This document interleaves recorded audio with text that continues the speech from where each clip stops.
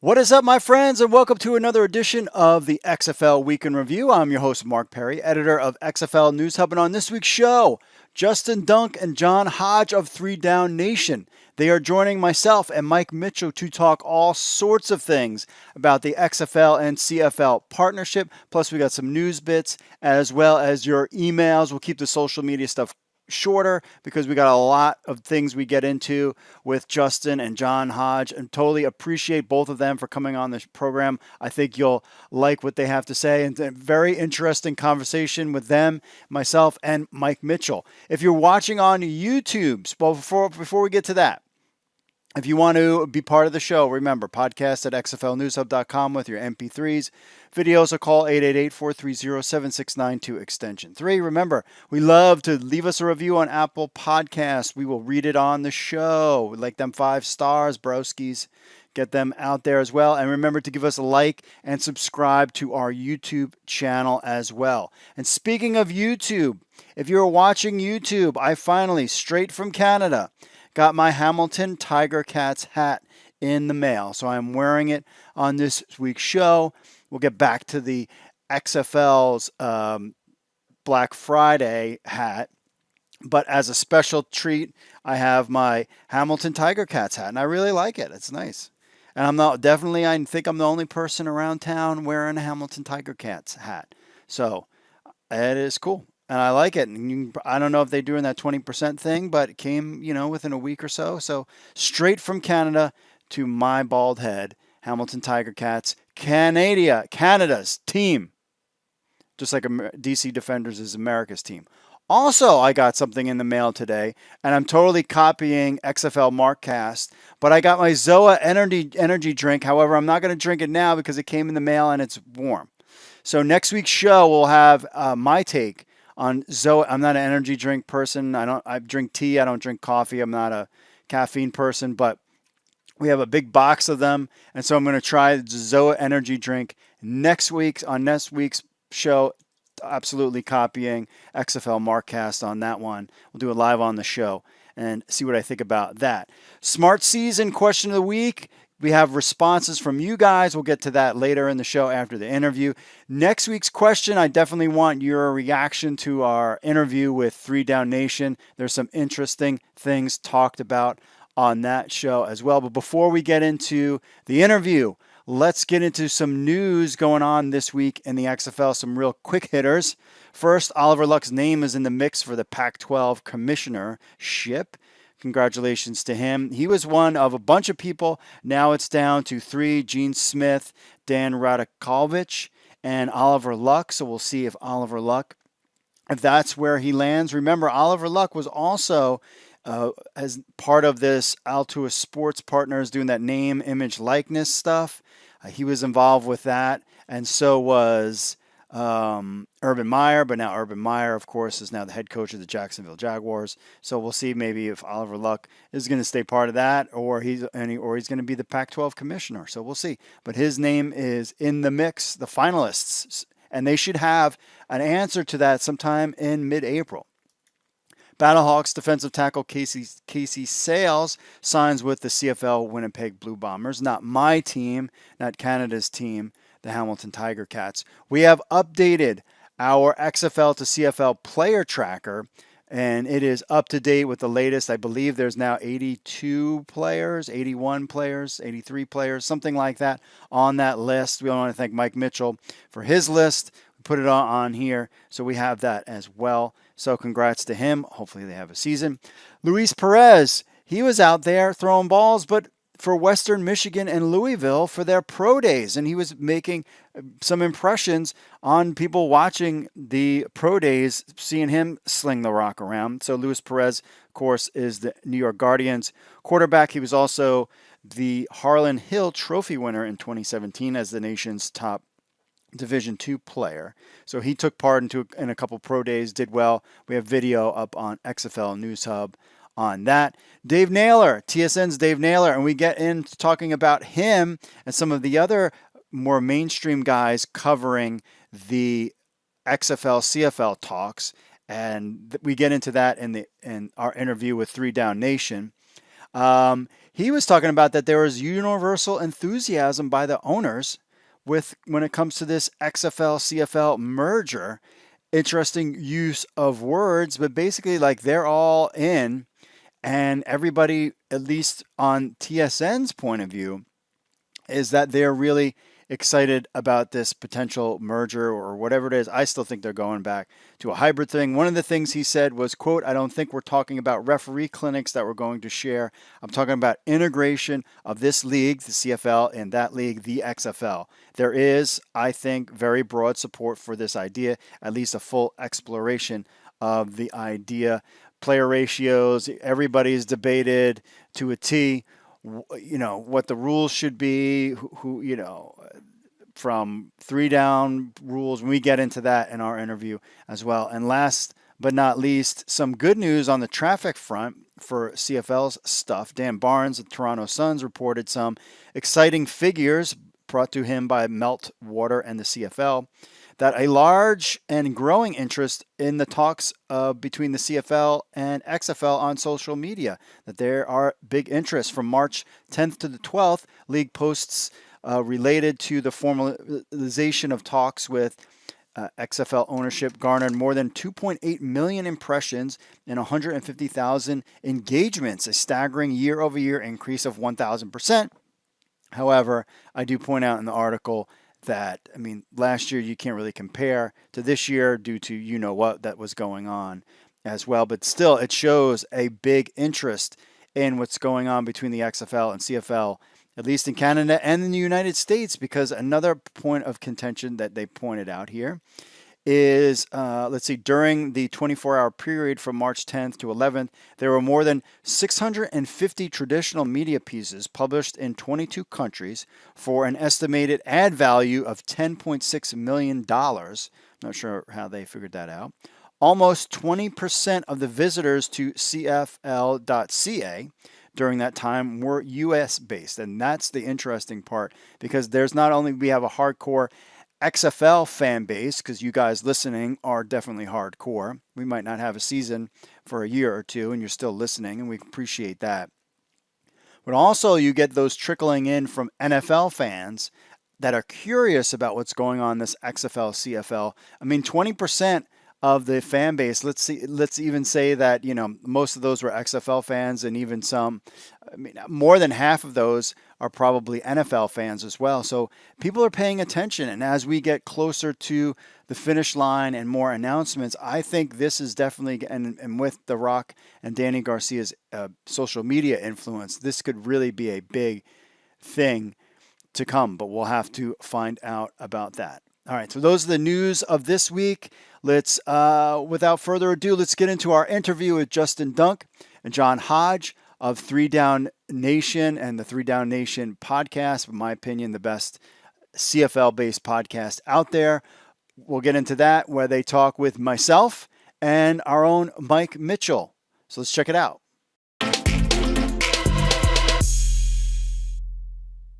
All right, we're here with Justin Dunk and John Hodge of 3 Down Nation. I guess before we get into our big conversation about the XFL, CFL stuff, we'll start with you, Justin. Kind of give people like a background of what you kind of do, and then how did you get involved with 3 Down Nation?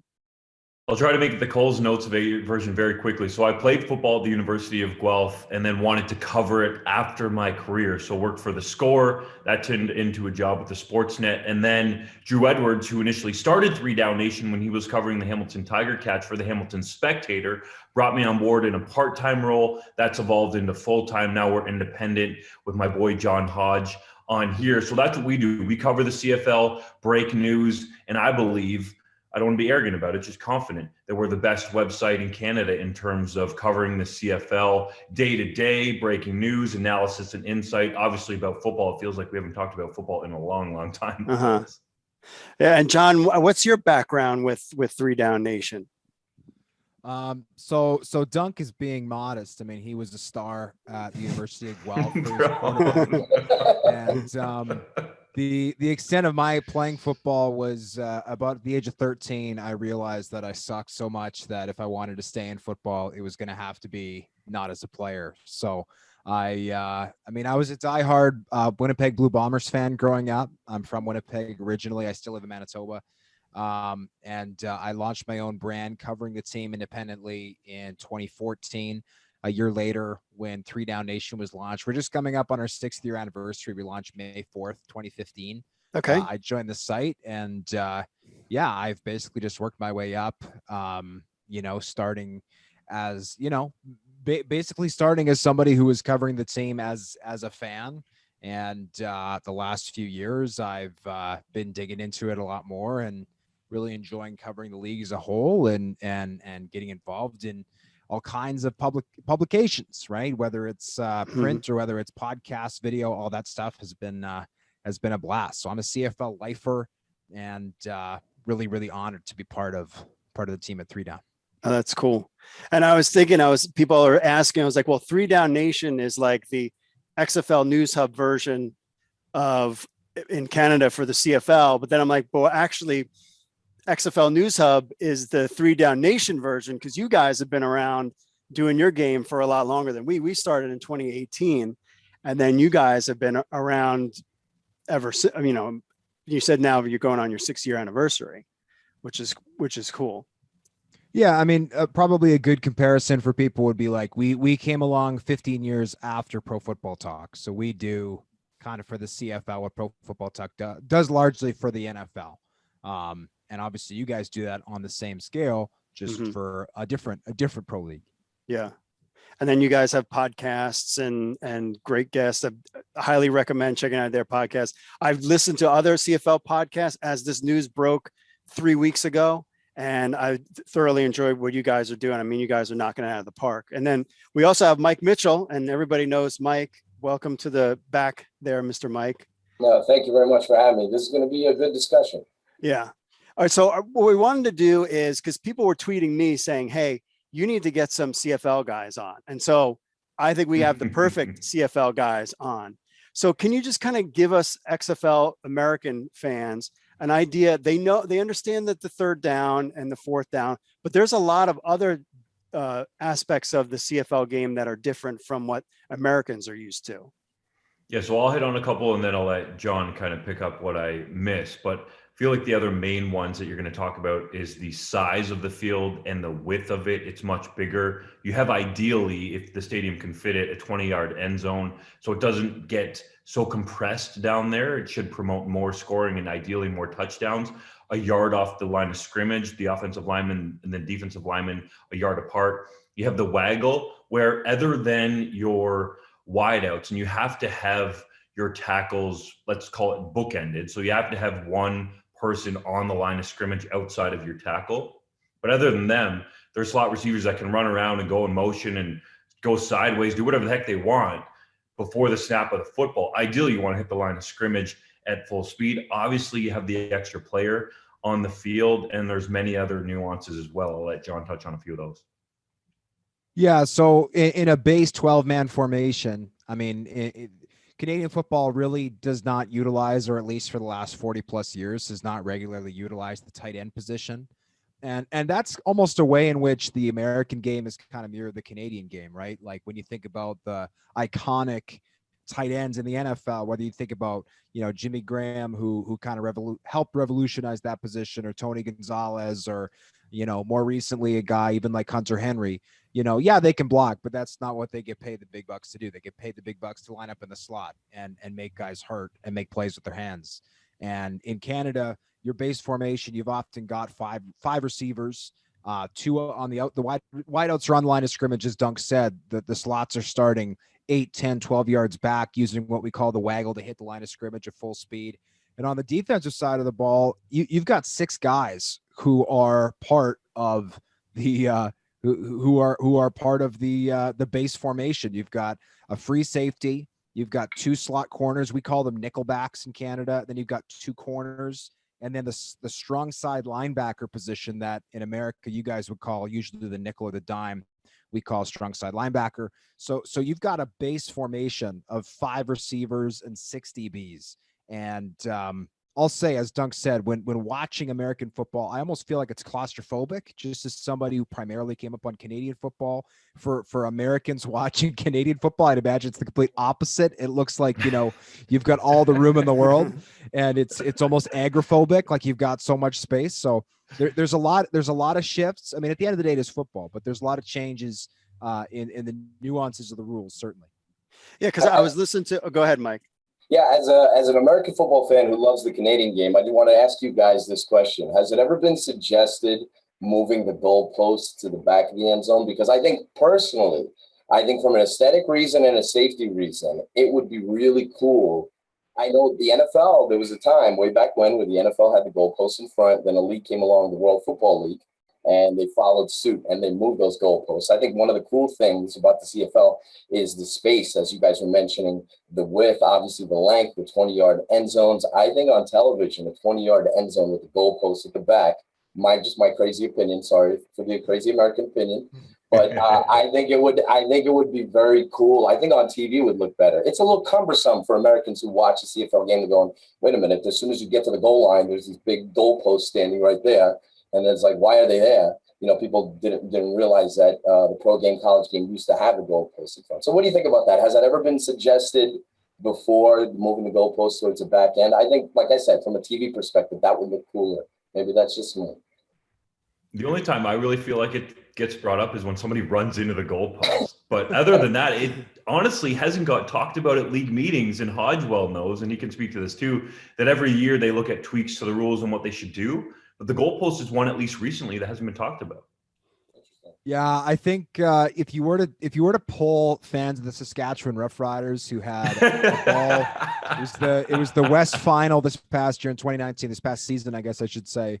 Yeah, and occasionally a live ball will hit the uprights, in which case it's a dead play. And when the game's on the line, it is a bit anticlimactic for the ball to ring off the post.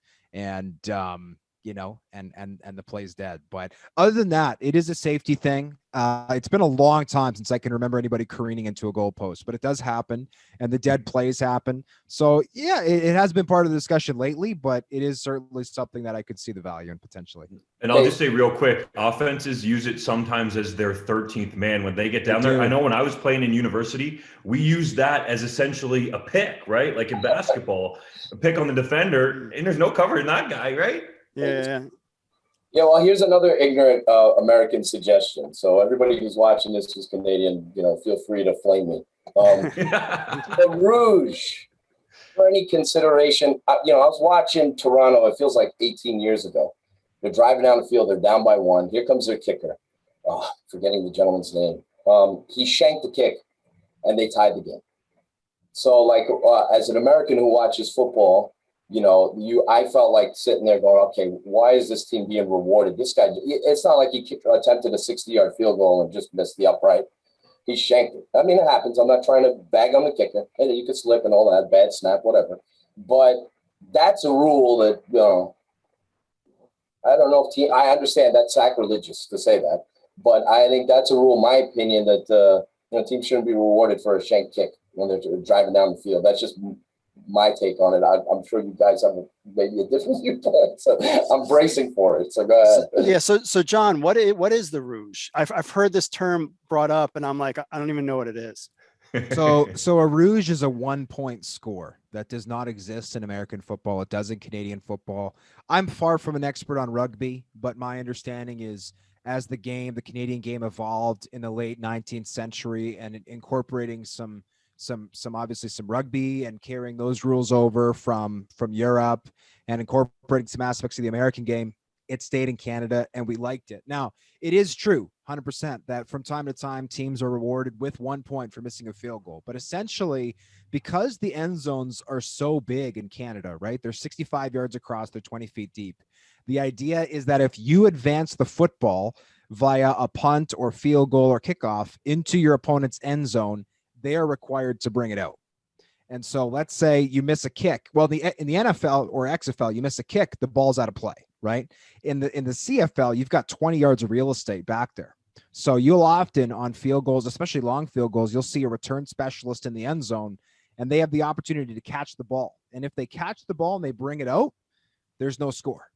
if they keep it in the end zone, they fail to bring it back past the goal line, you will see a 1-point score. And essentially it's an incentive for the return team to bring the ball out. Now, oftentimes teams will say, hey, we got 110 yards in front of us. If the returner brings it out and they get tackled on the 2-yard line, it's not worth saving a point to have 108 yards to cover, right? And so there's some strategy, there's some field goal there, or some field position consideration there. But that is the route. It's a 1-point score. Essentially, if you kick the ball through your opponent's end zone, or your opponent receives the ball in their own end zone and decides to take a knee instead of bringing it out. Gotcha. Now, one of the things that, aside from the fans were talking about the rules, is that people started talking about, we're trying to figure out whether this is kind of like a merger, a hybrid kind of thing. And as the idea of games being played simultaneously, for example, fans in the US are like, well, you can play your games in April. And apparently you can't really play football games in April in Canada. Do I have that right, Justin? You could in Toronto right now, man. It's beautiful, but Saskatchewan literally just got a dusting of snow a couple of days ago after it was in the double digits. Hodge, what's it like for you in Winnipeg? Yeah, so in the month of March, the province of Manitoba, which sits directly north of North Dakota, the average high over the course of the day is the freezing temperature, which is 0 degrees Celsius, and I think it's like 43 degrees Fahrenheit. I don't know offhand, but it's the freezing point. Mm-hmm. So you could, in theory, you could have games in April. There's certainly some cold weather games in the CFL, with the CFL season not ending until late November with the Grey Cup. But in places like Edmonton, Calgary, Saskatchewan, Winnipeg, you're going to have some miserable games if you're playing as early as March, even April. And the other catch, of course, is training camp. I mean, you could not have an outdoor training camp in Regina or in Winnipeg in February. February is still, like, you're talking minus probably 15, 20 degrees Fahrenheit, often with and in many cases 18 or 24 inches of snow on the ground. So starting early, I'll put it this way, there's a reason the CFL doesn't start in March to begin with, and that's because it doesn't work very well with the conditions outside. So usually it starts in May, is that right? Would April work? I mean, it wouldn't start, XFL wouldn't start in March either here because of college basketball. Gotcha. So is April a month that's kind of doable? Maybe. I mean, traditionally the CFL opens its training camps May long weekend, and they like to kick off usually the second week of June. And the reason for that is that's traditionally where the Stanley Cup playoffs wrap up, essentially. It obviously depends on how many games each round of the playoffs have. Sometimes we've seen the Stanley Cup, not handed out till June 15th. But that's pretty late for them. Sometimes the season is done by the end of May. Sometimes it sneaks into June, and that's where the CFL likes to pick up. Is let's pick up that hockey audience, because the NHL is number one in Canada. The NFL is probably just squeaked into number 2, and CFL is a very close number 3. So if you can, yes. So if you can sneak in there, then and the NFL I don't think is above the CFL in terms of ratings. I think the CFL's average ratings are probably higher than the NFL still, but certainly among young people, we have seen a trend where more people under the age of 35 are watching NFL than CFL. At least that's what they're telling the pollsters. So I'm trying to back that up with data, and that's what the pollsters are saying. Gotcha. And then the Grey Cup was the last Grey Cup. It was like minus 20 or something during the Grey Cup. Is that the last? It gets chilly. Is that how cold it was at the last Grey Cup in November? I think it might have been minus 20 in our temperature, but I don't know what that would extrapolate over for you guys. Oh, okay. Here in the States, one of the big issues with spring pro football leagues is they've started in February, a week after the Super Bowl.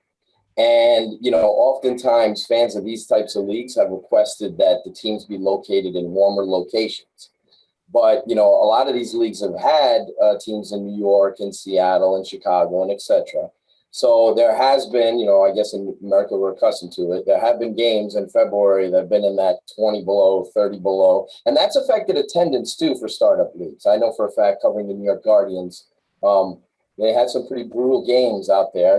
Managed to cram 20,000 fans in there, despite the fact that 20 below, snow flurries and all that. So I would guess, I'm not Canadian, but I would guess April and November are fairly, maybe April's a little bit better than November, maybe, depending on where you're playing in Canada. So I think for football players, I think playing March is no-go as far as I'm concerned. But I think April is somewhat doable. These football players are used to playing a lot of them, in cold weather and the elements and all that. It's not perfect or ideal. I suppose you could set up training camps in warmer locations if there are any in Canada. But yeah, that's, I think April would be the thing John brought up is, competing with the Stanley Cup or competing with the NHL during the playoffs. That, again, if you're going to do anything April-wise or what have you, or beyond, you're going to have to schedule your games where they're not directly competing. I would suppose that most Stanley Cup games, most Stanley Cup playoff games take place in the evening in prime time. So you'd have to have a lot of football in the afternoons, which is, Americans are accustomed to. CFL, I know, is in the past has moved their games around, Friday games, Thursday games, etc. So you'd have to, if you're going to start a CFL season in April, you'd have to be a little bit creative on how you're going to schedule the game so you don't go head-to-head with the king that the NHL is in Canada.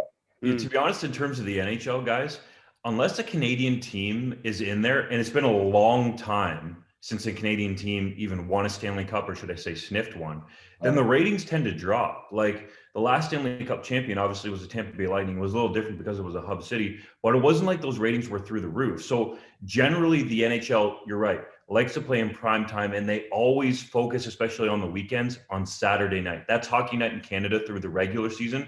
And that's the gold standard for television up here. Is generally you put a Leafs game on, it doesn't matter who they're playing. Obviously this year it's always a Canadian team because of the North Division. You're going to get 1 million viewers. Now the Leafs are actually really good this year, so we've seen them peak up over and above that. I believe there's been some games that are well over 2 million viewers, but I think you could strategically place your games, as you said, on a Friday night, because they generally, unless the NHL Stanley Cup Championship Series fell, and that's where you had to play your game was a Friday night, I don't think it would be that big of an issue, because you really would maybe only have one. The NHL would love to have 2 Canadian teams somehow in a Stanley Cup final. That won't happen this year, but in the future. So I don't think it's necessarily this behemoth that everyone's talking about. Interesting.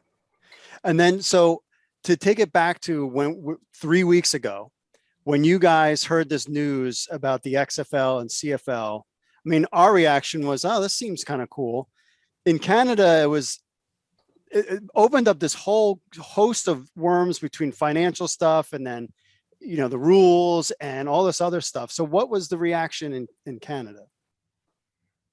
Largely people were surprised overall, and I can only really speak for myself. I'll let Hodge have a take here in a second, but we'd heard some rumblings of this, kind of like Mike had, and I was talking to him about this long phone conversation we had, almost 3 hours. Yes. But it was tricky to put your finger on it because people are telling you, well, they're talking, but it's like, what are they talking about? And we still aren't really sure about that. I mean, we'll get into that a little later in terms of piecing together some of the details, but I think largely the reaction up here was, why are we talking about partnering with a league that hasn't been able to sustain itself? Obviously 1 season in 2001 and then plays 5 games in 2020. Now, the COVID-19 pandemic largely had to do with that season going down the drain. And Mike, you've presented a bunch of intriguing television numbers for what the XFL was doing.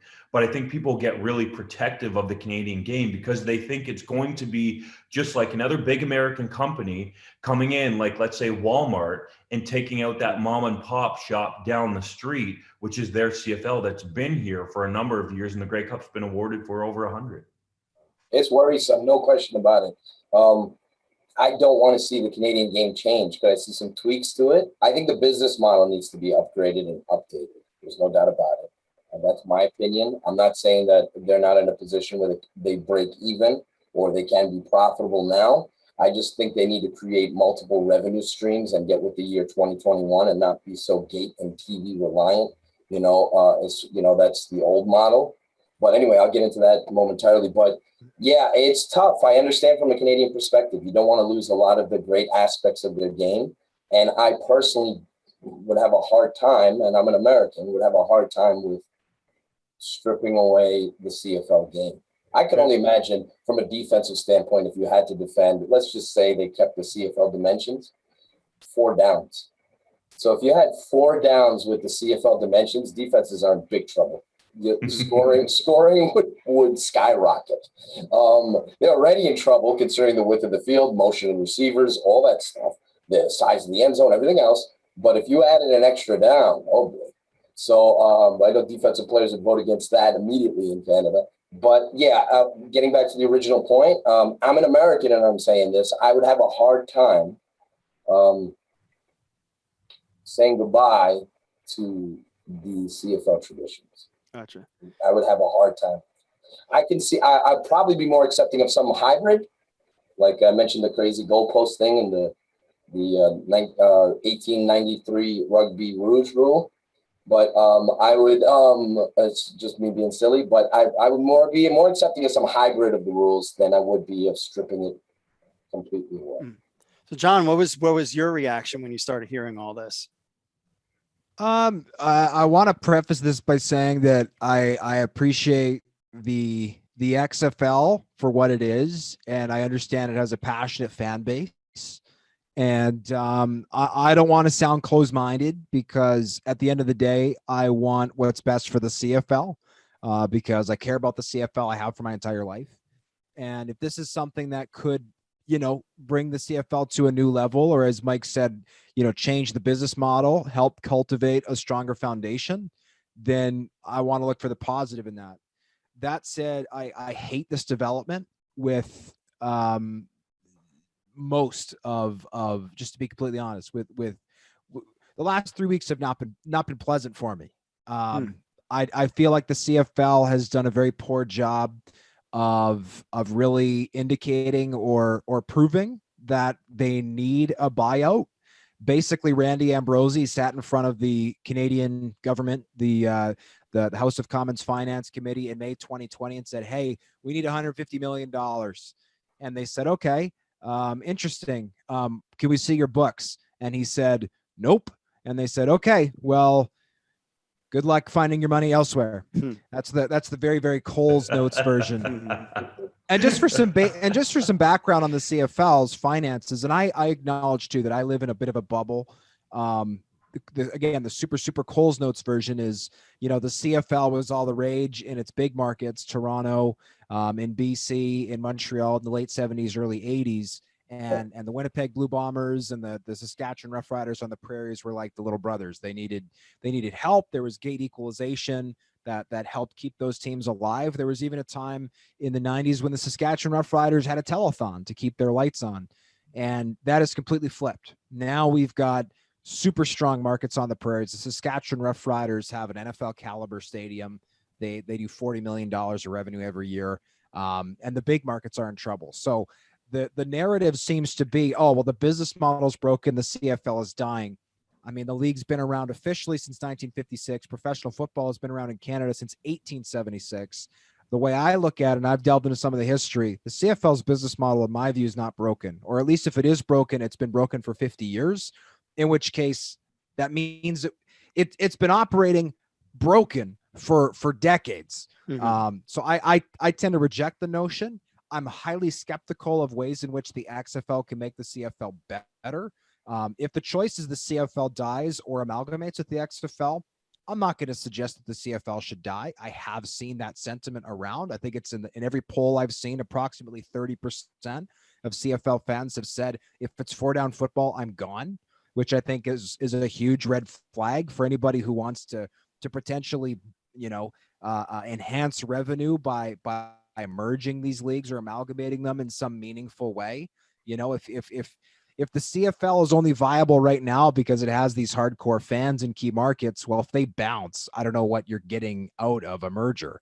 Right. So I'm trying to keep an open mind, but I will admit my bias, and I will admit that looking at the numbers, I'm really struggling to see how it makes sense from a Canadian perspective. But as I said, trying to keep an open mind. Right. Well, one of the things I was thinking too was I'm starting to warm up with the Canadian rules, because I started thinking, I was like, well, I'd be really curious what the players think. Here are these guys that go to college, or their dreams are the NFL or you know, playing in college in Canada. I'd be curious what rules they would want. As a perspective that we didn't hear. But Mike, I wanted to get into what you were kind of talking to earlier, is that a lot of people put this on, well, The Rock wants this and it's The Rock this, and, you know, he sends out a tweet, but really there's the main player behind this is really not The Rock and not Danny Garcia. Right. I believe that Redbird Capital is being overlooked here. You know, everybody's focusing in on the name of the XFL. For those of you that didn't watch the XFL in 2020, there are a lot of things they did extremely right. Probably the best first-year startup league I've ever witnessed. So I'll say that. Get that out of the way. I understand I'm an advocate for it, but the rules, the inclusion, the game speed, a lot of similarities with the CFL game with a shorter play clock, even officials designated to spot the ball immediately, 25-second play clock. 3-minute warning in the CFL, very similar in the XFL, the comeback period. So there was a lot of great things they did. But I think people are looking at the name, the XFL, and they've got a negative feeling, a vibe, perception of it. They're also focusing in on The Rock, which I don't blame people for focusing on The Rock. He's one of the biggest celebrities on the planet. But the big factor in all of this is Redbird Capital Partners. And so, you know, people are asking, you know, why should the CFL do business with the XFL? It really should be asking, why should the CFL do business with Redbird Capital? And if you do any research on Redbird Capital, along with LeBron James, they just purchased 11% stake in Fenway Sports Group, which is the Boston Red Sox, that's Liverpool, that's Nesson, that's several other assets there. They have partnerships with the Yankees, with the Dallas Cowboys, with the Yes Network, with Wasserman Media Group. They have over $4 billion in principal cash money put in to sports and other things. They're valued at $7 billion. So, and Redbird has a very evolved view in terms of sports business. And they're looking for multiple revenue streams. One of the problems, and it's not just a CFL thing, and sports leagues are learning this now. One of the problems with sports leagues, and they don't tend to follow their fans outside of the stadiums, meaning they don't monetize their customer base. You know, a lot of these leagues and teams, what they do is they capitalize on the games themselves and when the fans are in the stadium for profits. They don't monetize their fans when they leave the stadium.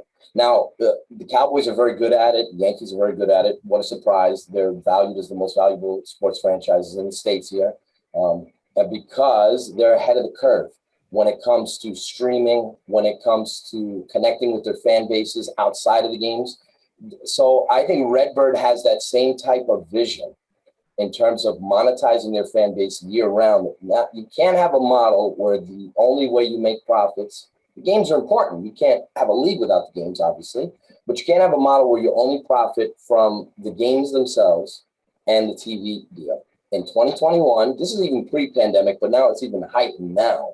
You have to have multiple revenue streams.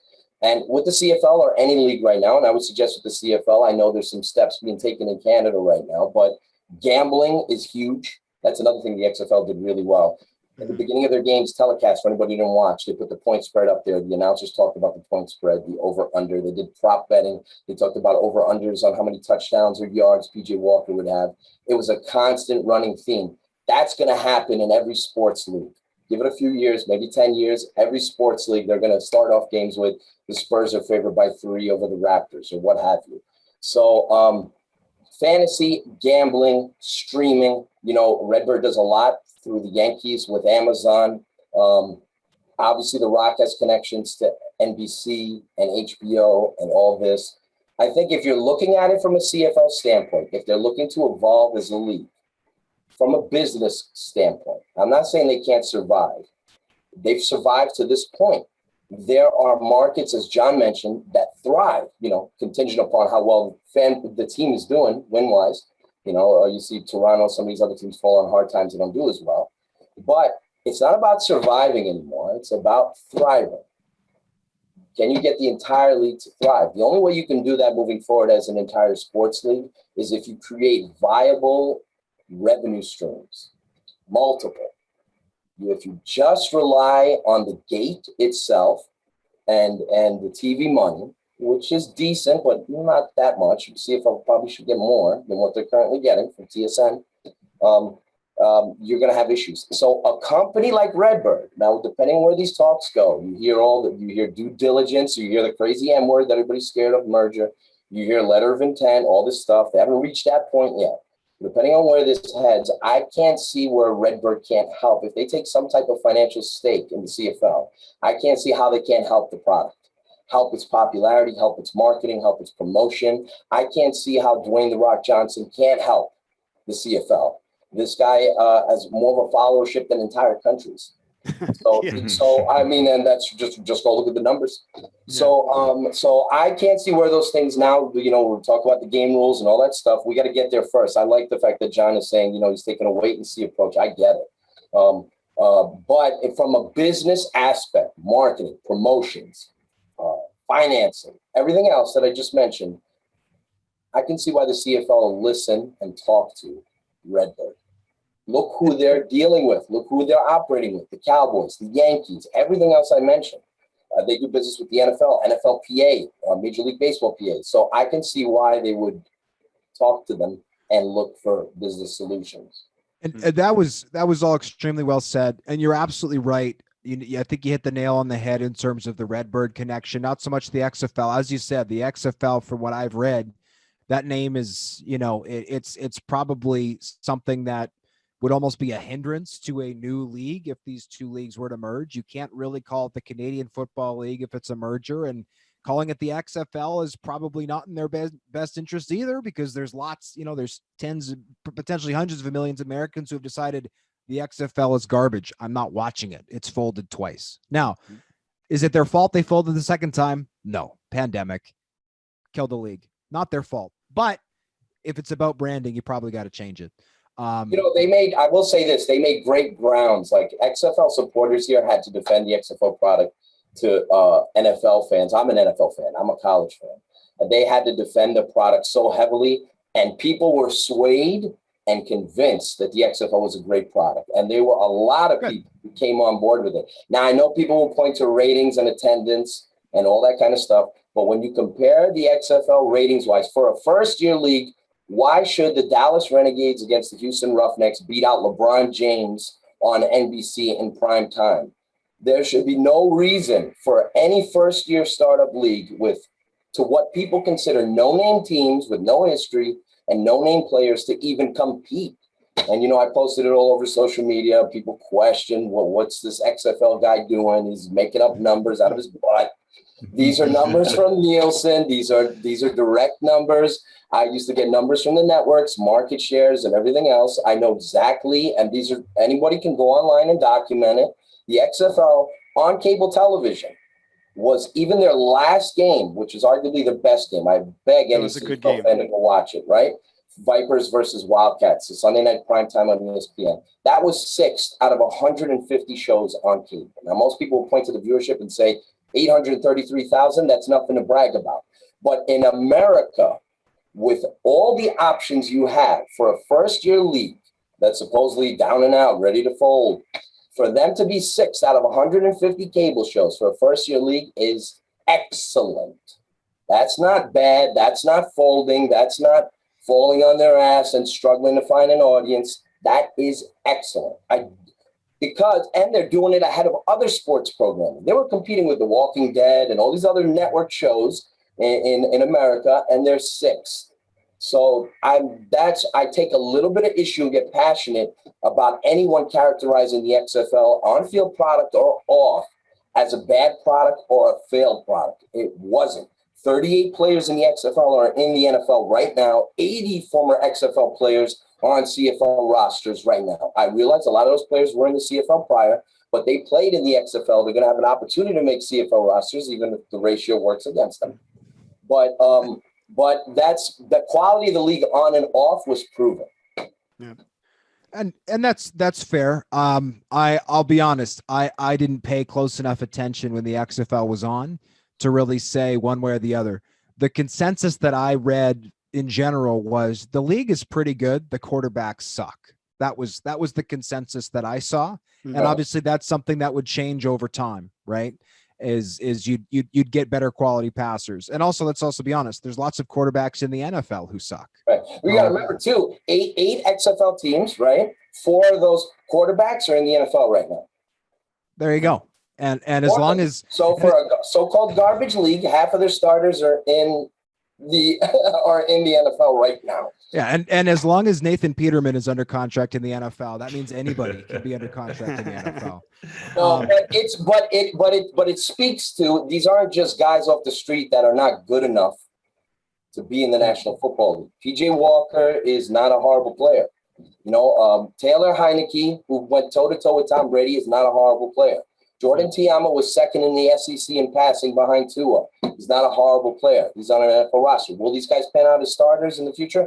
I don't know. Yeah, I don't know, but they're good enough to play in the league. That was the point. If they're good enough to be on an NFL roster, then they're quality players as far as I'm concerned, because only 1.6% of all college players make the National Football League. There are thousands of players that don't make it every year. That's why I'm an advocate for leagues like the CFL, the XFL, the Alliance of American Football, any other league that comes down the pipe. Well, and I think and also like all the talking points that you've hit in terms of player talent, these are all conversations I've had with people about the CFL, right? We've seen time and time again, guys go down from the CFL to the NFL. If you want to use historical examples, Warren Moon would probably be the best one. Even recent examples, you've got guys like, Alex Singleton, who's, who graduated. Oh, exactly. Right. Cameron Wake he could be in the Pro Football Hall of Fame for goodness sakes. Right. And these are guys who got looks very briefly in the NFL. One thing happened or didn't happen in their first training camp. They get cut. And without a CFL or an XFL or another place to go, then they go bag groceries somewhere, work in insurance. They do something completely different. When meanwhile, if they had the right opportunity at the right time, then they could be phenomenal players. One thing I do want to get back to, though, that I will 100% concede to you is the lens that I've looked at the CFL through with my entire life is, what can we do to make this league survive? And you use the word thrive. And that is something that is different. I had a conversation with first of all, I've had several conversations with people saying, he won't tell us what this is about, but our team president is the most excited I've ever seen him, because the guys who do the money are really excited about this potential, whatever it is, whether it's partnership, merger, we don't know. And the second thing is, I've never thought of the CFL as something that could be big internationally. If Americans want to watch, it's been on ESPN since 2014.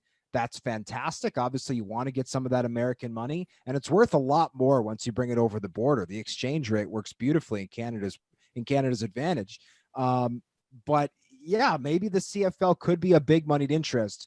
The challenge that I have as a lifelong CFL person is, okay, if we're gonna sell the CFL essentially to try to make owners a bunch of money, what are we giving up? Because if Redbird comes in 30 years from now, the CFL is worth 10 times what it once was, and it's got millions of viewers on both sides of the border. Yeah, I'm gonna have a hard time clutching my pearl necklace and saying, oh, they took my league away from me. But if in 5 years, let's say, Redbird says, this was fun, but we're gone. I think that's the fear that a lot of Canadians have is, okay, we had 150 years of history in this thing, and we sold it for a quick nickel after a pandemic that otherwise the league probably would have survived just fine. And now we got nothing. Yeah, I understand those fears. I would say, I know you can't trust businesses and corporations. I get that part of it. I would look at Redbird's history of making investments. And I would say if they go all in on something, they're not planning on losing or bailing, or they see value. When they got in early on the Yes Network, they saw value in that. So they're in it for the long haul. They're in on Liverpool and everything else. They have a global view of sports as well and the value that it can have. So they're not a fly-by-night. Redbird is not a fly-by-night, flimsy company that's going to put money and every stock into something and just run away. I don't see it. I mean, it's possible. You can never trust business people, but they don't strike me as that type of firm investment group. And one thing a topic that comes up is the rules and the rules changing.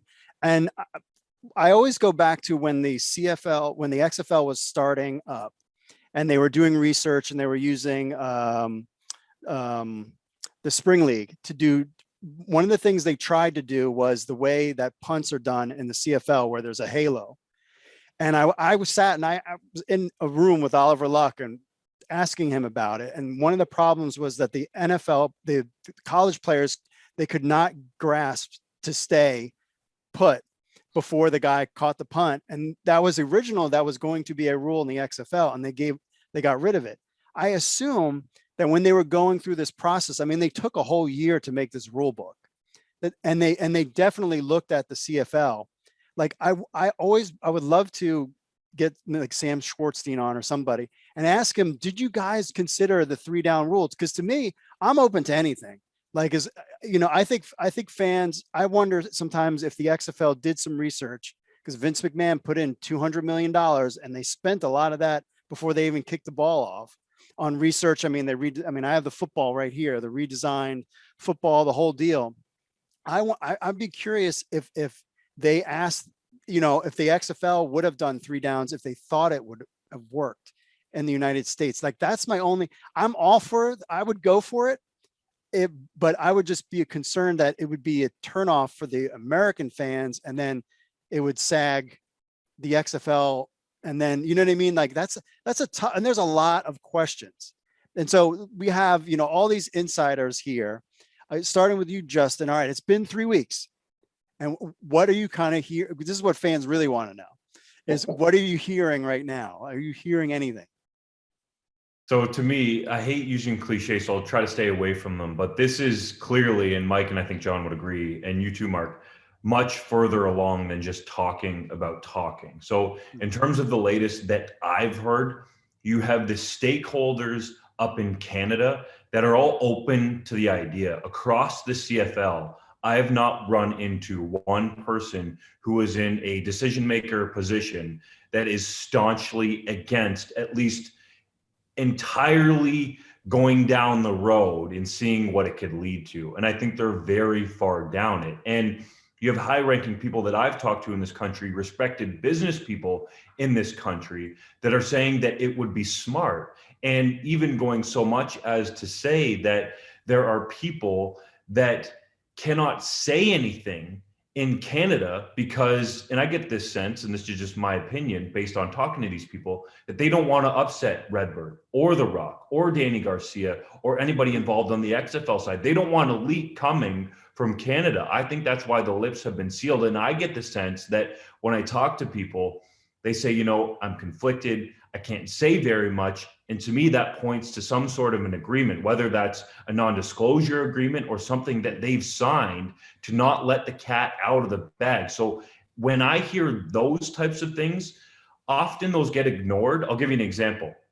Recently, the league office sent a proposal to the Players Association for 2021.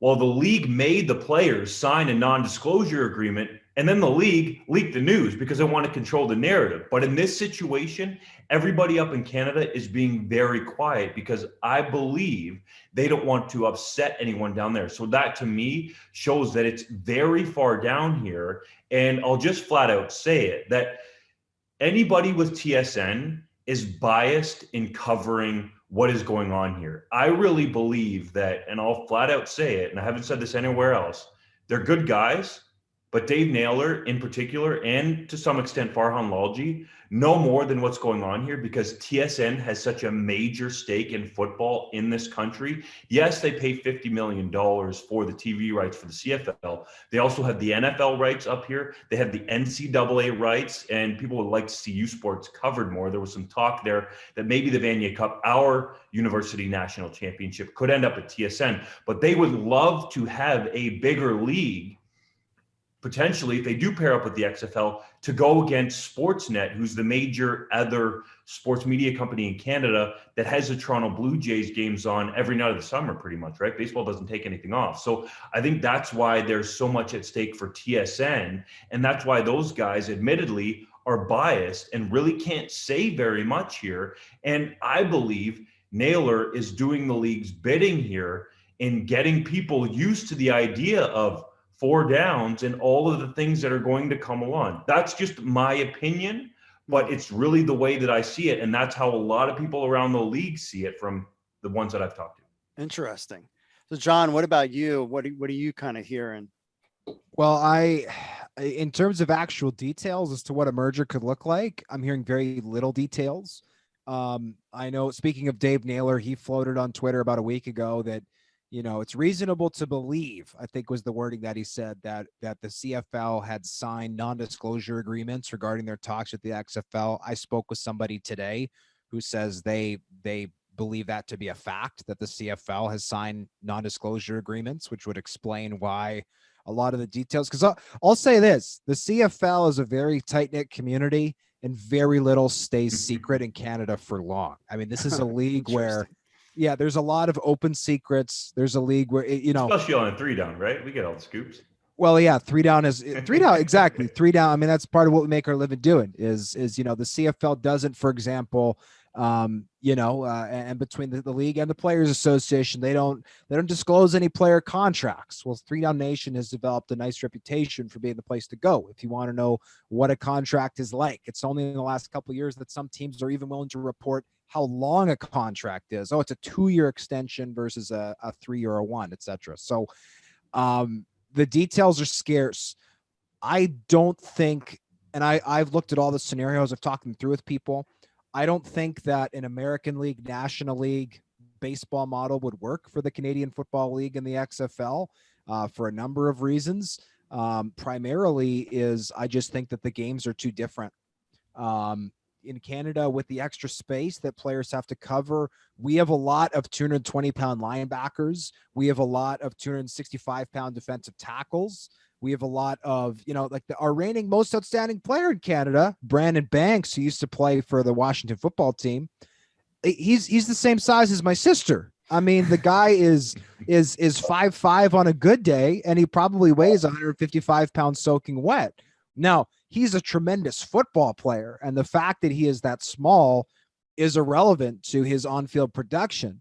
But I'm just trying to illustrate the fact that there are some physical differences between how the games are played. Like, there are no Canadian football offensive linemen over 330 pounds, at least not listed. And I would actually believe that there's probably nobody over 350. Some guys play as low as 285 or 290 on the offensive line. In American football, that would be unthinkable.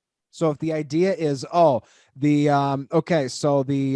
Tampa Bay Vipers are going to play in Edmonton on Friday, and then the following week, Edmonton is go down and they're going to play the Houston Roughnecks. It's like, okay, so you're going to have, 250-pound interior linebackers trying to cover 25 yards in either direction on a Canadian field, which just doesn't happen. Those guys just don't run well enough. And then the following week for Edmonton, you're going to have a 218-pound middle linebacker with a 260-pound tailback coming up. Like it just doesn't work on a week-to-week basis. Now, if you just looked at it and said, okay, we're going to treat these like the old school AL, NL, where they never really play each other except for the World Series, maybe that works. But now we're living in a world where it's like, okay, what is the point of this deal anyways if all we're getting is one extra game at the end of the year between the XFL and the CFL? And hey, if Redbird Capital, who know a lot more about the sports business than me, think that's worth it, then God bless them. That sounds great. But, there's a lot of obstacles in terms of how the logistics could look, how the leagues operate, even just getting as basic as their seasons, right? Is it really in the best interest of Canada to start their season in April and finish in September when October and November has traditionally been the CFL's money-making time? It's been a conversation. I'll say this. It's been a conversation for years that they should bump up the schedule to avoid the cold weather in November. TSN doesn't want to do it because their ad revenue getting closer to the holiday season. That's true. So, so now you're looking at taking the big money-making months out. You're looking at competing against the NHL more. Early season attendance outdoors. And by the way, 8 of 9 CFL buildings are outdoor facilities. The only one with a roof is Vancouver, which has the best weather anyways. So I have some big questions as to how anything other than a full-blown merger could work. And I still have reservations, of course, about a full-blown merger, just from a logistics perspective and how Canadian football has functioned and operated for 150 years. But that's what I'm thinking is I know for a fact that there is NDAs that have been signed for the Canadian Football League, which is why word is not leaked. And outside of a full-blown merger, I don't think that these two leagues, this is just my opinion, can operate as truly individual entities. I think the only way it could work is a merger.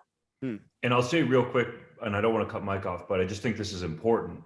Last year, and John sort of mentioned it earlier, but what it really came down to was the CFL asking for a $30 million interest-free loan from the government to get on the field and play in a hub city in Winnipeg. The government said no. We broke that story at 3 Down Nation, which effectively ended the season. So we have an idea now going forward, and this has been talked about with people I've talked to around the league, that they need money to get on the field. And to me, this isn't being talked about enough, that if the CFL plays in 2021, if the owners were not willing to fund a shortened season, which I guess would have cost them, let's say, that extra $30 million, then why are they going to be willing to fund on their own, potentially, and I don't think it's going to happen, but a longer season, let's say, because they were talking about an 8-10 game schedule. So we know that they need another financial partner to get on the field. So what I'm saying here, based on the people that I've talked to, if they're playing football in 2021, in my mind, and what I'm led to believe from the people I've talked to, it's because there's that financial component from Redbird. And no one wants to admit it up here, but silence is sometimes deafening, guys. And I'll go a little further. Roger Goodell was asked on a conference call recently at the owners' meetings about the CFL XFL partnership, and if that's part of the reason why all of a sudden, on the same day, guys, the NFL announces an extra regular season game, they go to a length to talk about their international strategy, and for the first time in a while, include the word Canada in their press release. To me, that is significant. Interesting. Mike, so what are you hearing? What's the latest in the American side? But that is some interesting stuff. I didn't. Yeah, definitely. Justin and John hit on everything there. There are NDAs in place. I've reached out to people up north, people I know. People are not allowed to talk right now. Now, whether or not things leak out, we'll see. As far as and those are definitely in place. And Naylor was very strategic in how he worded that. He can't blatantly come out and say it. He has to frame it in such a way. But that's exactly what's in place right now is NDAs on that side. Justin hit on it as well. CFL is going to have trouble getting on the field, not just because of the pandemic, because they feel they need finances to be able to make a season work. And that's where, follow the money, that's where Redbird comes in. Mm-hmm. But everybody's very tight-lipped right now. For all the reasons that we mentioned in terms of figuring it out, I know a lot was made about The Rock's comment about smart season, which was really in reference to the XFL because President of Football Canada, Jim Mullen, said that he had heard that Dwayne Johnson said that they would do all types of seasons during the year, and Dwayne never said that. Mm-hmm. So that's why Dwayne Johnson stepped in and said, whatever we do, it's going to be with the athletes in mind. We wouldn't do any kind of crazy, whatever, 10-month season or 2-3 different seasons a year. But a lot of the things Justin and John hit on are accurate. The NDA, the financial aspect of the CFL needing to get on the field in 2021, if they do get on the field, it could very well be because Redbird helped them do that. It's going to be interesting to see, they haven't figured it out yet. Everything I've heard is they haven't, because there's so many moving parts. I know it sounds crazy. They are far along in the talks for sure. They've gotten past the stage of what can I do for you? What can you do for me? Now it's figuring out what they're going to do together when it eventually happens. What I keep hearing from people, even though my crazy mind would love an XFL champion versus a Grey Cup champion, at least in the early going to test the waters, I keep hearing, and I don't want to believe it, but I keep hearing same league, same rules, same league, same rules. Interesting. And that's what I keep hearing. Now, what that entails, I don't know. Now, we'll see. That's scary for a lot of people on both sides of it. I want to mention this about the players for a second.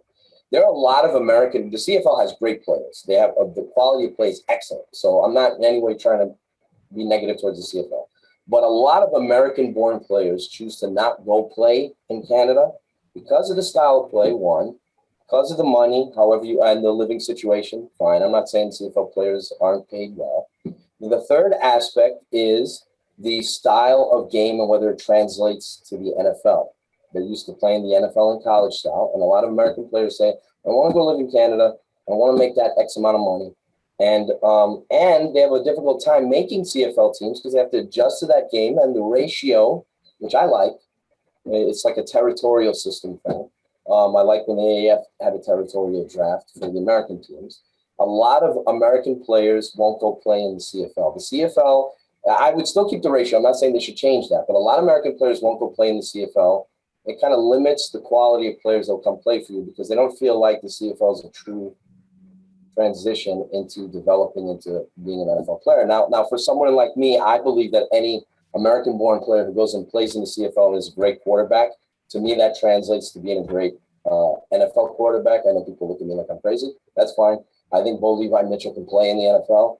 You call me nuts, but that's my opinion. I think it's harder to play quarterback in the CFL. A lot of American quarterbacks have learned the hard way, going over there and trying to succeed. So I feel like it limits. I'm not saying that the CFL should get rid of 3 downs and everything else, but I'm saying their style of play limits a little bit some of the American players that would consider playing for them. That's why a lot of the guys that are currently on CFL rosters that were in the XFL, the 80 players right now, they wanted to go to the XFL, like the SJ Greens and all these guys, Derek Dennis and all these great players. They wanted to go to go play in the XFL because they wanted to play in the States. They want to play the NFL style. They feel like that's a better bridge to getting into the NFL. And if the XFL had stayed viable, I think over time they would have taken some more CFL players over the course of time, obviously the pandemic and everything else, because a lot of players would have started opting to go, maybe not quarterbacks because they're paid a lot. Although in the XFL, they were quarterbacks who were paid 6 figures. But these are some of the things that are factors in drawing in players. I think you can sell the CFL style game in America better if you have The Rock pushing it here. So maybe more players will just go, let's try it here in the States if they were to play Canadian style. I don't know if it's headed that way. I'm for it. I just don't know how that's going to go over. But these are definitely a lot of different factors, and it's why these leagues are not prepared to announce anything. The CFL side, their owners, a lot of them, quite a few of those owners have failed their own league because they haven't done a great job of creating multiple revenue streams. They failed their league. They don't know how to promote. They don't know how to market. They're stuck in 1993. They've got like a 1993 business model where all they think about is we can only make money from the gate and from TV deals, and that's it. We don't know what else to do. So, and that's the CFL, whether or not they move forward with Redbird, and you can argue that they should, but whether or not they need to update. They need to get to a point where they can thrive and evolve as a league from a business aspect. This is not the quality of play. This is not about the players. This is not about the quality of the product. I'm saying if they want to last, they wouldn't need infusions from leagues or anyone else or loans if they felt comfortable with their financial standing.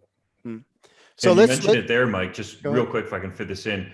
Mike talked about the word sell. And I really believe that's what the announcement was about, is saying, hey, we're open for business. Put up the sign, say TV networks, corporations, corporate sponsorships, come at us. And I think that's the reason why, everybody wants to know what are the details, what's going on. Well, it's only been 3 weeks. So for them to put up the we're open for business sign and to expect that, millions of dollars of corporate sponsorships have already rolled in the door, or these big television contracts. And I believe it was either the XFL or the CFL that floated this idea of this story out there. I forget the individual's name, but from Octagon, that said, hey, the XFL and CFL together could get $100 million TV contract. I believe the guy's name was Daniel Cohen, who's an expert in that space. To me, that's what's going on right now. So that's what's going to dictate what happens in the future, how much money could potentially come through the door. So I think that's why there's not as many details as people would like right now.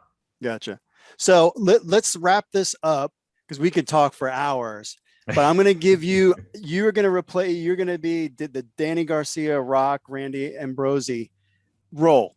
I'm going to give each one of you an opportunity to say, what would you do with the CFL, XFL things? We'll start with you, Justin. You're in charge. How do you make this work? Whew. Well, I'm going to sort of put a couple things together here. I'm really on board with what my boy John has said in terms of the CFL revenue overall. When they play football, or when they last played football, the revenue that they brought in was in and around $200 to $240 million. So if that's a starting point for any league, great spot to be in. So I think if the CFL can sort of strip it down and maybe take some of what the XFL has done in terms of centralizing their scouting, then they can save some money there. And I also think they need to be more diligent in terms of the coaching hires that they've made. You know, we've had a team like the Toronto Argos hire multiple coaches in the last few years and still be paying them out. Mark Trestman was making $675,000 not to coach for the Argos. And we're talking about a league that is obviously counting its pennies. So when you look at that in a nutshell, I think the CFL could make better financial decisions. Overall, I'm with Mike as well. I think it's smart for the CFL to look at Redbird Capital. And I do believe that's getting lost in all of this, that if they're invested in, as you said, the Cowboys, the Red Sox, the Yankees, LeBron James, Liverpool, some of the biggest sports names or sports franchises in the entire world, you want to be with those people. And I'll give you one example when people talk about it, and I'm with you, Mike, in terms of how these owners have failed the CFL. They haven't marketed their game to be cool and sexy to the younger crowd. And I think that's what John is getting at, is that the business model isn't necessarily broken, but it's certainly broken in a pandemic when you can't have people into the stadiums. And I think it needs to be revolutionized. So the one that hits home most for me is the We the North campaign that the Toronto Raptors came up with. Yes, they're based in Toronto, but that campaign, we're talking about basketball, which is played inside.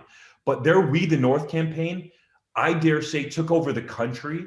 And when you go down to pre-pandemic, obviously, and hopefully it happens post-pandemic, to Jurassic Park, they call it in Toronto. You guys have probably seen it on TV down there. LeBron James has talked about it when he played here in the playoffs.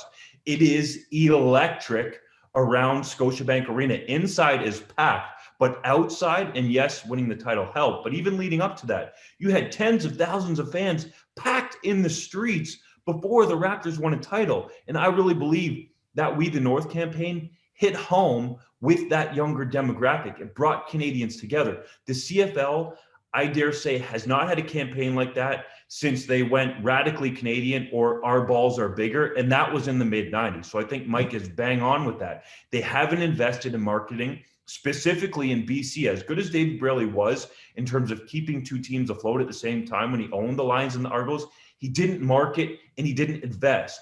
So I think if you take the positives that the league already has going now and you bring in a financial backer like Redbird Capital with some smart forward-thinking ideas, then you get the best of both worlds. What Redbird's thinking, what works well in Canada, and hopefully it's a long-term viable league. All right, John, what about you? I gave you the keys. Now you can create the league. What is it going to look like? To me, and maybe this isn't answering the question properly, but what I would do from a Canadian perspective is I would look at the best practices that the XFL had to offer, because I think the XFL's marketing was great. I think they did a good job at appealing to a younger crowd, and I would rip them all off without giving them any credit and sell it as my own vision, because that's what businesses do. They find what's working elsewhere and they implement it. I'll say this, the CFL works great in 6 of its current markets.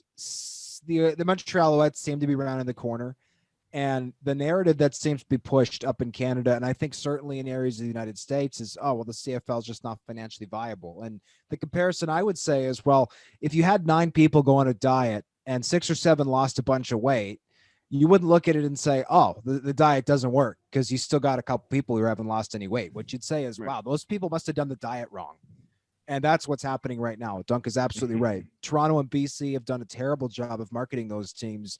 And I would almost argue that MLSE, which, by the way, is worth 5 billion Canadian dollars, with owning, organizations like the Toronto Maple Leafs, which is the most valuable franchise in Canada, certainly from an NHL perspective. I think the Raptors might be ahead of them now on a global perspective, but guess what? They own the Toronto Raptors too. So right now, the Toronto Argonauts are just a little tiny footnote on MLS's expense sheet. And when they lose a few $1,000,000, that just really helps them out at tax time. So I would almost argue MLSC is not even in, not only are they not putting in a full effort in terms of building the Argonauts and helping to make them successful, they're almost a detriment to the Argos. They're just kind of saying, hey, if somebody wants to buy a ticket to the game, they can. If somebody wants to watch it on TV, they can. Ultimately for us, it's a footnote. It's a tiny little portion of what we do. So optimally, if you were the CFL and I was in charge, I would say, let's steal the great ideas that the XFL had and let's stay a Canadian league. And are we ever going to be the NFL? No. But guess what? Toronto's never going to be New York City. And that doesn't mean that Toronto's not great. And the same is true in to make other regional, perspectives. Well, is Amsterdam ever going to be Paris? No, but it can be the greatest Amsterdam that Amsterdam can be. And maybe that's me thinking too small. Maybe that's me saying, maybe I don't have the same vision that Redbird has.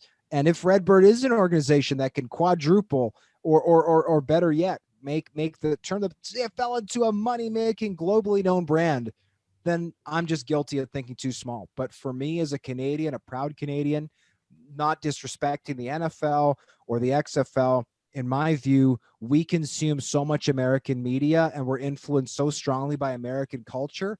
I would say, and I, by the way, I have many American family members. I don't hate Americans, but what I would say is keep your hands off our league and go home. That's what I would say. But they also have not hired me to run the league, probably for good reason. All right, Mike, what do you think? If you're given the keys to the kingdom? If I was given the keys to the kingdom, I would do business together, but I wouldn't radically make any changes to the CFL. I would keep them. I know it sounds crazy. It's a pipe dream. I would keep both leagues separate and have them work together. That's the way I would handle it. The way I think it's headed is a totally different thing. John and Justin hit on a lot of the key points now, with the CFL, the way it's structured, the business. I think Toronto, by the way, now perhaps this will age poorly, and it's contingent upon how well Arbuckle plays and their quarterback play. But I think I saw the power rankings, by the way. I think Toronto has a chance to be a worst to first kind of situation there. I know that they technically were, the last season they played, playing the Red Blacks helped them beef up their win total. But I think Toronto can be a factor if they get good quarterback play. So I think and I believe in pinball. So call me crazy. But anyhow, I can't wait till the CFL gets back on the field. I love their brand of play. I think there are aspects of their league that they really need to get with the current century in terms of business and everything else. I think that goes all around. And so I think Redbird can help. I think both leagues if they work together, whatever it ends up being, I think they can make each other better. I think the XFL had a lot of potential. It's a shame it ended the way it ended. I think it was going to be the league that made it. Of all the leagues that failed, I think it was going to be the league that made it. So, and that's what Danny saw. That's what Dwayne saw, because Danny was a huge fan of it. And that's what Redbird saw. And they got it for a song and a prayer for $15 million. They saw that there was a market for it because Americans love football. I mean, right now, all I can think about is Kyle Pitts and Justin Fields and everything else that's going on in the NFL. And there's no games going on. So we love football here in the States. And I know you guys love football in Canada. So I'm hoping that it makes both leagues better. I'm a little bit scared about where it could head. So I'm a little trepidation about, part of me feels like we might be seeing American style football in Canada. So hopefully I'm wrong. Gotcha. Mark, somebody's got to ask you though, man. Somebody's giving you all of the power here, all that Redbird capital, $4 billion. What are you doing? I'm just moving to Hawaii, and that's it. I'll just keep it. I'm getting a nice play. No, I'm one of the few. I'm in the minority when I think it's going to be some type of hybrid thing. It's too difficult to merge these two together with two completely different cultures and just the weather in general. Just that factor alone, you can't play a season together.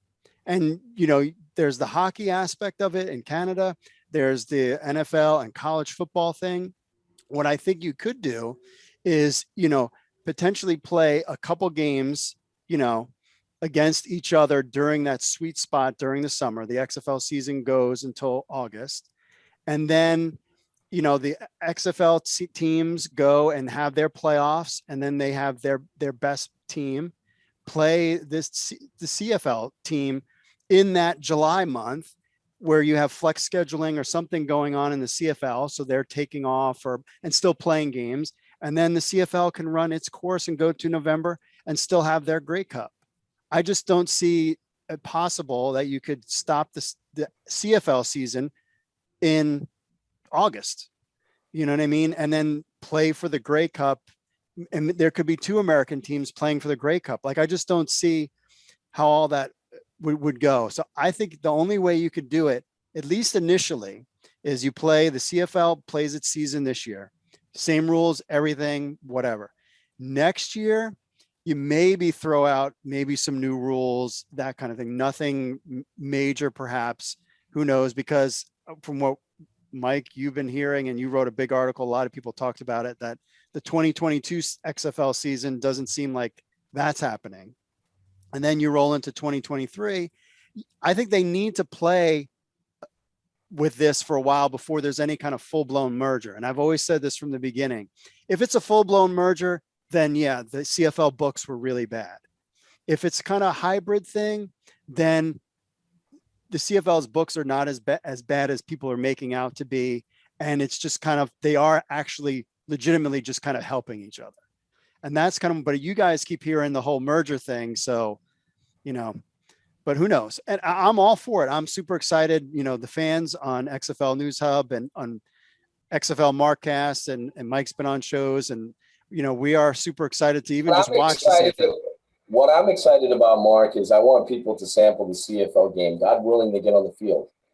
Because I know a lot of people on the American side now are going to be watching the CFL more. It's like, cool, I got buddies to watch it with now. Yeah. And I know a lot of our community, the XFL community, is dying, itching to watch CFL games now. They're really into it. And I think a lot of people are going to fall in love with the game and the players and all that, the same way they were falling in love with the XFL last year. So that's the thing I really like about this, is the interconnectivity. And I think that's part of what Danny Garcia wants to do too, is like connect people from all cultures globally. So and hey, Danny Garcia and The Rock, they're all smart. Maybe they're just like, hey, you know what? Let's just let the American fans really sample. And The Rock pumps, hey, check out the CFL this weekend, blah, blah, blah. Fans, you have a whole full season that gets used to those rules and like, hey, I kind of like this. And then in 2022, they say, well, we'll just keep the rules the same. You know what I mean? I don't think they're going to touch the rules at all. Because if you were to say right now that you were going to change the rules, that's going to sabotage your 2021 season. Because you're, like you guys said, half the fans are going to be like, see ya. And the other half, you know what I mean? And be like, so that's, who knows? But it's going to be fun speculating. It's been a fun ride these last couple of weeks. But again, I want to thank Justin Dunk, John Hodge from 3 Down Nation. Just go check them out, 3downnation.com. They got a podcast. Just Google it or wherever you get your podcasts. And of course, we got Mike Mitchell, our own Mike Mitchell, on XFL News Hub. And thanks, guys, for joining on this chat. We'll definitely do it again as maybe the CFL season kicks off. Oh, yeah. Game to do it, boys. Thanks, guys. Here's what you missed on the XFL Markcast. Big show, lots of CFL. There's XFL stuff as well.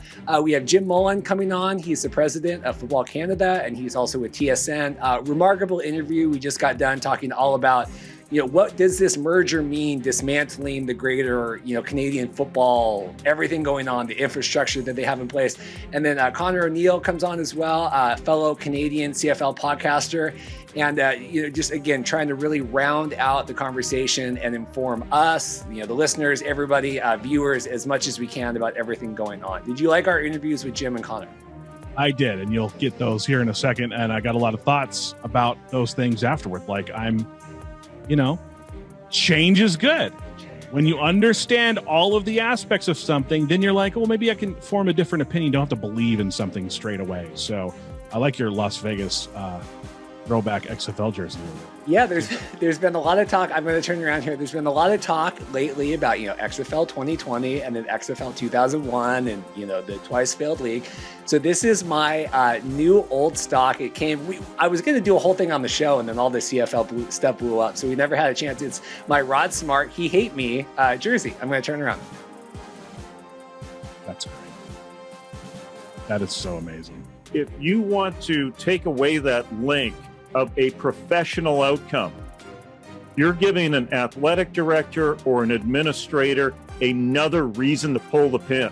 And the last thing that I want to do right now is be part of something that gives university football in this country the reason to pull the pin on 1, 2, 9, or 10 programs out of that 27. There's a lot of concerns from the historians of the CFL and I see where they're coming from. We tried this in 93 to 95 with the CFL expansion, but that was different. It tastes like sweet berries, like the fake sugar and Diet Coke, mixed with a little bit of the water that you get when you wash your dog. Wow. Of course, you can find XFL Markcast on XFL News Hub and wherever you get podcasts, including YouTube. All right. So what did you think? Reaction. We would love to hear your reaction to our 3 Down Nation interview. That will be the question of the week for next week. Lots of things talking about Dave Naylor. A lot of stuff going about the rules. We could have talked for another hour or two at least on all different kinds of things. But at the end of the day, there is a lot of debate about what should this, who should that. Ultimately, they're going to make that choice. And just to give you some perspective, I even know people that have told me multiple times throughout the years, due to the decisions that the NFL made. I'll give you an example, even just this past year.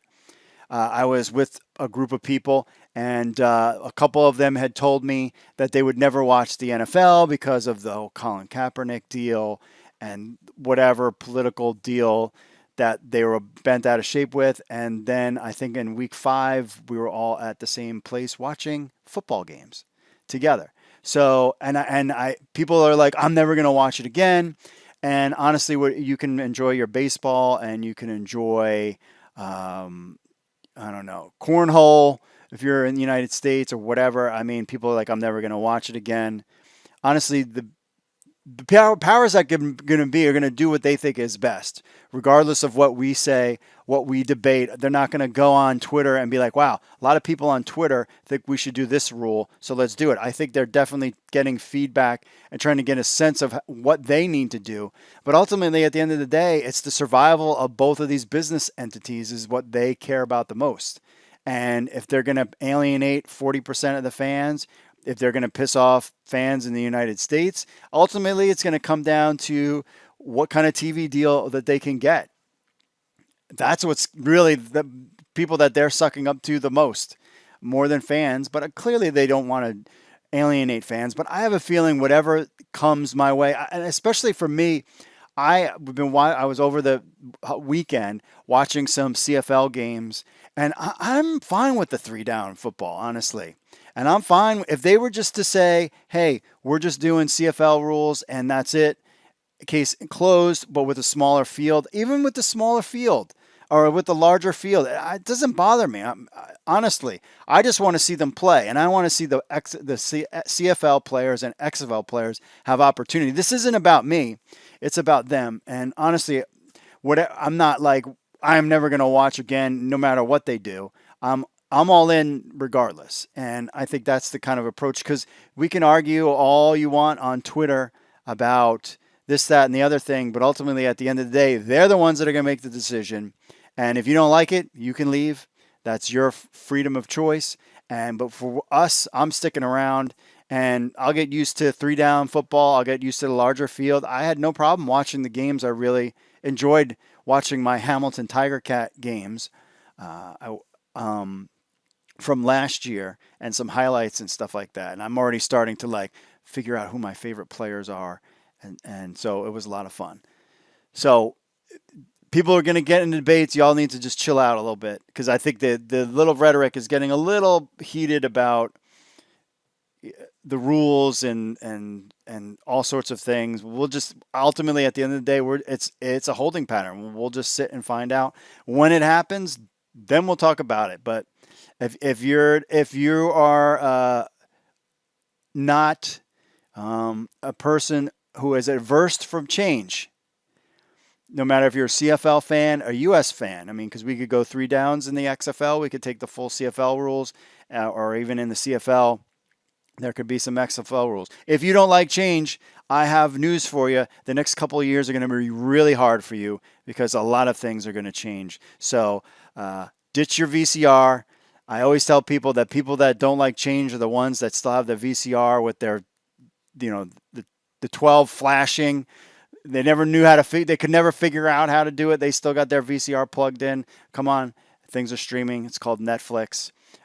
Get rid of your flip phone. There's iPhones, there's Apple, there's Androids. You get the drift. Change is happening in the sports landscape. Change is happening all across the world. So buckle up, my friends, because I am ready, and I hope you are too. And speaking of what I'm ready for, instead of me blabbing, is some emails. Let's get into some emailers real quick. First, John sending this one in. He says, as to the smart season, I can see it happening, but in my few ideas last time, I'm going to add a few, okay?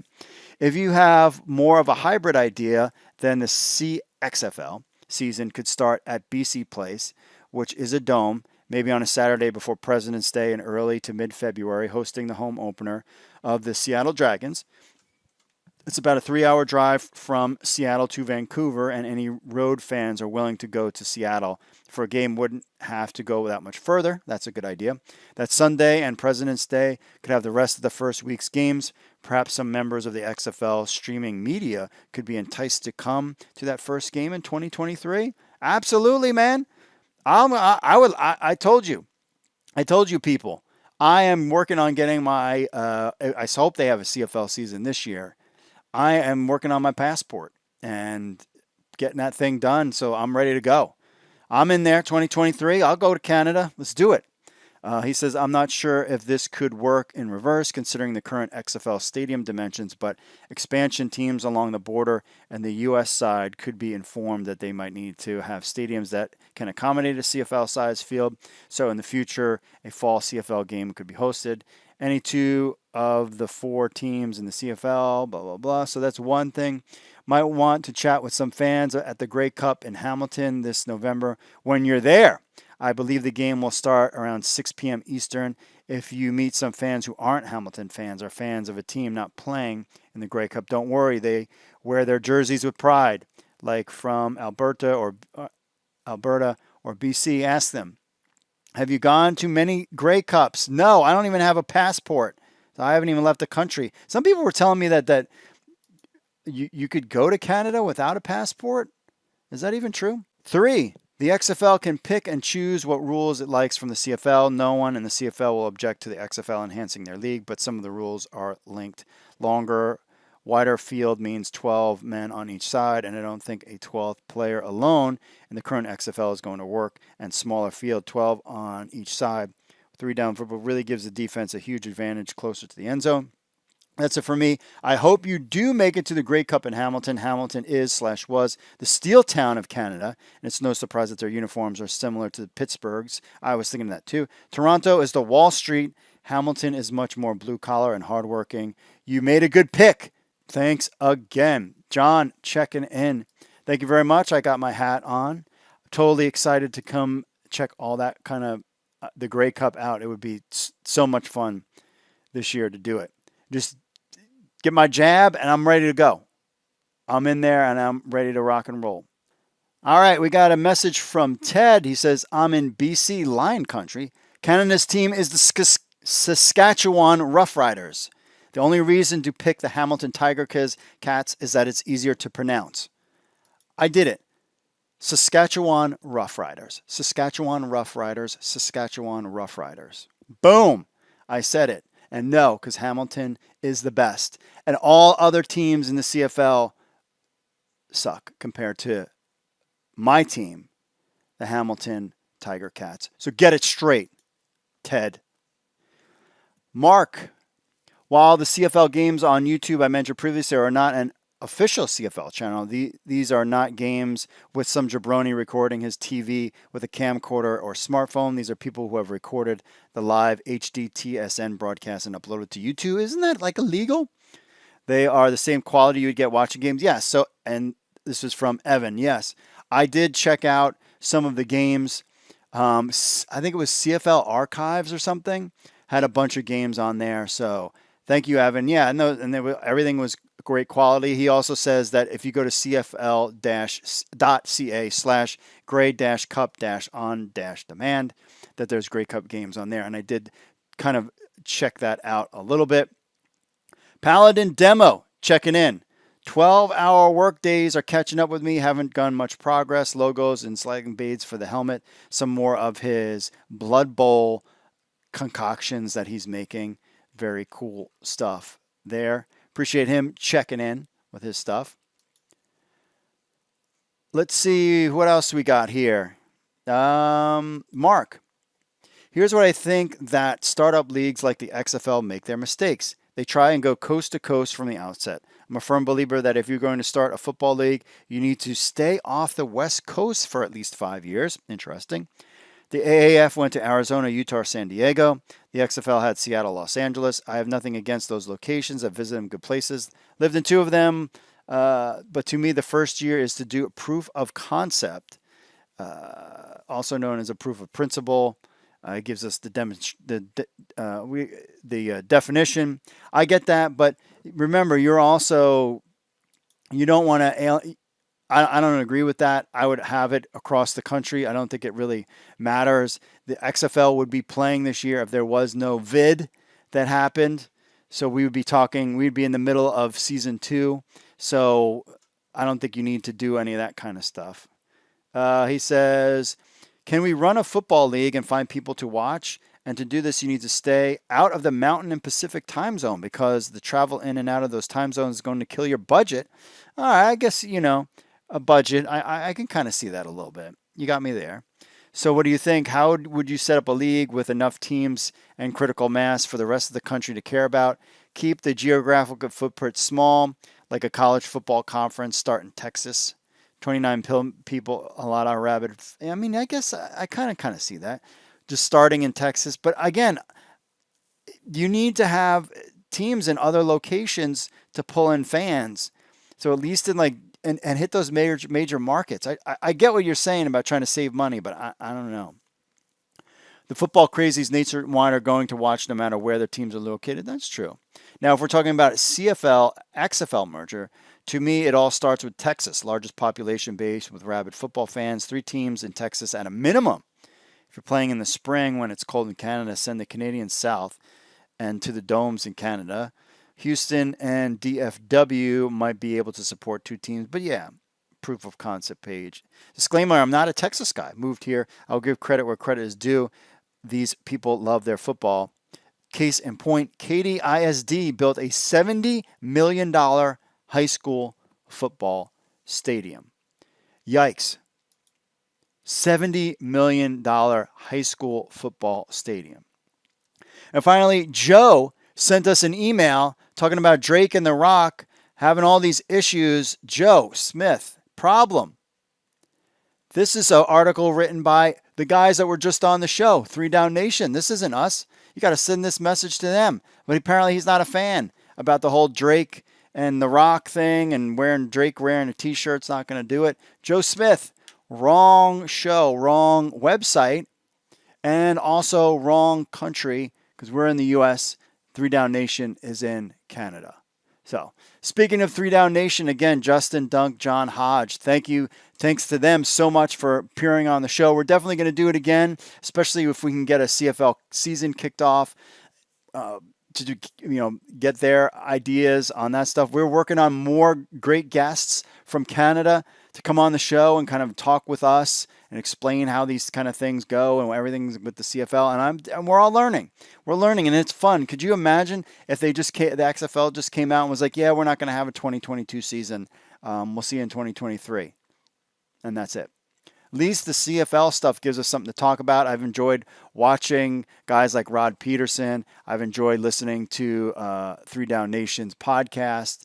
And well, of course, is XFL Markcast as well, because they always got a lot of great guests on there as well. So it's been a lot of fun and a lot of interesting things going on. So that's it for this week's show. Again, next week, Zoa Energy Drink Taste Test, totally ripping off XFL Markcast on that. I was going to do it tonight, but again, I want to make sure that they're cold, and they came in a box so they weren't cold. Reaction to our interview with 3 Down Nation as well. And remember, if you want to be part of the show, podcast at XFL News Hub with your MP3s or videos, or call 888-430-7692 extension 3. And of course, leave us a review on Apple Podcasts. We'll read it on the show. And leave us like and subscribe to our YouTube channel, will you? So you can get all the latest news going on in the XFL world as it happens. Follow us on all the social media stuff. You can download our app. Again, we're on anywhere you can find a podcast, you can download it from there. xflnewshub.com/XFL-podcast for show notes. Join us on the Discord as we start to talk about fantasy CFL, which I would like to do. At first, my goal is, depending on when they start things, is to have pick'em games where you can just pick the winners, and we'll kind of track things there.